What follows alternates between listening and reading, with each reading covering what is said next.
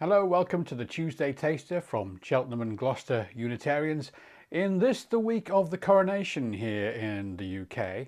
Now I know as Unitarians we have very different ideas about the coronation and how we feel about that, and maybe like me you're feeling a bit weird by some of the symbolism of that particular ceremony, the royal orb and all that, and the scepter and what all that means, and priceless crowns and the sort of weirdness of all of that. Maybe that's weird for you, but sometimes symbolism can be simple and profound. And there's an example of this in my new chalice that I'm going to use on Sunday. This is actually the symbol of the Unitarian Universalists. We draw a lot from UU stuff at Cheltenham and Gloucester, but this is a chalice with their symbol on, and you can see there it's got the flaming chalice, and it's got the two circles around it.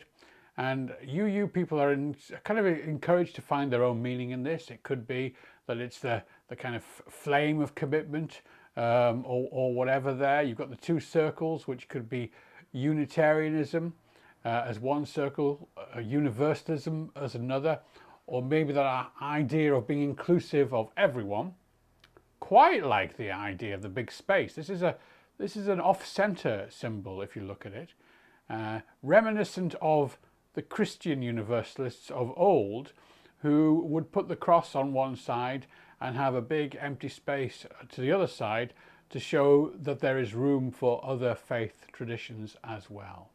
But I think that's a very meaningful symbol for us, and that's what I'm going to be using on Sunday. Another thing that we've drawn from, and by the way, over the years, not only have we drawn from UU material, but we've established relations with people in America. So it was great in the pandemic. We joined up with the Beacon Church in Troy, Michigan, and had online services together, which was nice. So it's amazing how technology can do that for us. But the other thing that we did that was very UU inspired is we looked at the UU 7 principles. They have 7 principles that Unitarian Universalists are encouraged to work towards. And just as a refresher for those who came to the services about those principles a few years ago, but maybe as a kind of first contact for some people, here are the 7 original UU principles. The first principle is the inherent worth and dignity of every person.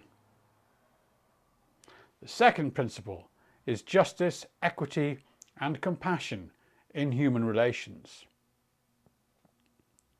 The third principle is acceptance of one another and encouragement to spiritual growth in our congregations.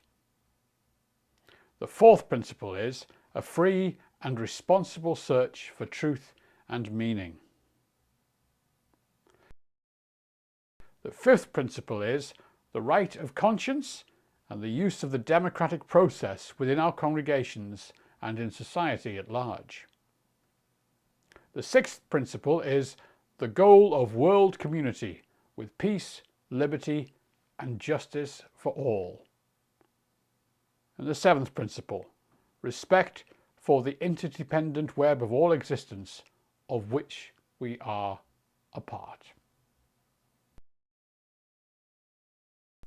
7 principles there in which I'm sure we can all find inspiration and purpose. We may not have the same ideas in terms of inspiration and purpose when it comes to monarchy, but whether you're looking forward to coronation weekend and you're wanting to fly the flag and pledge allegiance and all of that, or whether you are more cynical, do join us on Sunday for a special service to mark the coronation weekend with the provocative title, "To Whom Should I Bow?"